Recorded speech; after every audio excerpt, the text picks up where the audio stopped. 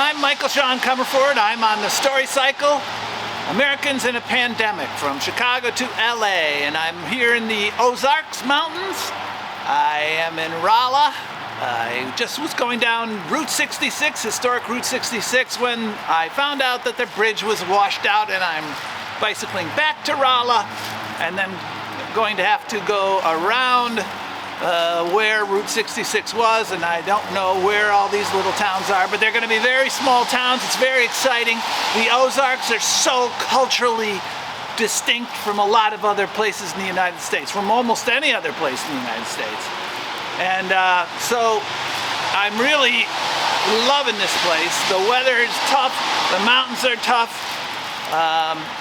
I got a great interview today outside the Walmart with a young woman who said she doesn't have COVID. None of her kids had it. Her husband didn't have it. None of her family has it. She's not afraid of it. She doesn't wear masks. I am now filming because we have just passed another milestone in the COVID crisis. Last night, President Biden said that we have passed another horrible milestone, which is 1 year that we've had this COVID pandemic declared. The WHO declared it a year ago. So I just wanted to go over a little bit of what I've gone through for the last couple weeks from Chicago to the Ozark Mountains. And I started off in right after a polar vortex, and it was freezing from the Midwest down to the south. I got ready. I got right on the bike almost exactly after it happened, so I ducked it. Then we passed the milestone of 500,000 deaths, and so we're still in it. But right now, the vaccines are ramping up. 29 million people have gotten the virus, but 29 million people have gotten a vaccination. So we're hoping for better times ahead. Although April and March and April are going to be travel months because of spring break, and the UK virus is very concerning. So that's where we're at. But I also wanted to mention I want to get beyond the numbers, and the numbers are getting better, but they're still very worrisome. When you get down to the people and on the ground, you're going to talk about people I met and people who I've videotaped, and some of them are. A man outside of Chicago named Craig Thompson, who hadn't had a job for a year, and Zach Cotton, the policeman from Glenwood, who said he bought a new house so he could entertain more. And but he feels the stresses because he's not able to see his friends. Michael Sorensen, who's a student at SIU, who's a great hockey player. Well, he says he's not the best hockey player, but he's a devoted one. And he says there are still parties, but he's been quarantining and finding out new things about himself. Turning inward. I met kids in Atlanta, a real small town in southern Illinois, where the kids said, we're not afraid of it. It's life. There's life and there's death. There's a restaurant owner in Farmersville who said that people off camera, he said, well, people are supporting us.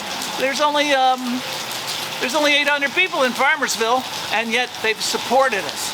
We almost went under. And then that he said on camera, but when the camera went off, he said, you know how they supported us? They not only paid their bill and tipped their waitress, but they came up to the front bar and laid more money on the bar. In St. Louis, I was riding my bicycle out of town when riding in that town was a guy named Bill Carabella, a history teacher from Indiana, but now is living in St. Louis with his beautiful wife, Karen, and she's a bicycle enthusiast, and so is he. But they offered me their guest house, and I lived in the lap of luxury for an evening. That's another story. I've been roughing it. I've been sleeping in cemeteries and in forest preserves. There was Sarah Ray in another town just down the line in St. James. She was a librarian. She said she hasn't been able to hug her grandkids. In St. Louis, there was a black couple who said that they don't trust the shots. I interviewed an African-American homeless man who said, "Are you kidding me? I trust the shots and I want one as fast as I can." He was homeless. There was a guy on the street outside of Evansville who said, "I want to pray with you. I'm going to pray on you for God to protect you, God to protect your bicycle, and And when he did his prayer, he thanked God for all his bounty and told him, "Don't worry, I know you didn't send this scourge." When I was in Springfield, Missouri, off camera again, I interviewed some people taking a smoke break outside their restaurant Anchors Away, and they looked at me and they said, African Americans, they said, "I hope you're getting paid for this because this looks hard. And I hope you're getting paid a lot." I said, "Don't worry." Yikes. And so from now on, I have 3 days of rain ahead of me. It looks pretty rough. The mountains are high and beautiful. The culture is very distinct. I'm very excited about this whole project. It's coming together.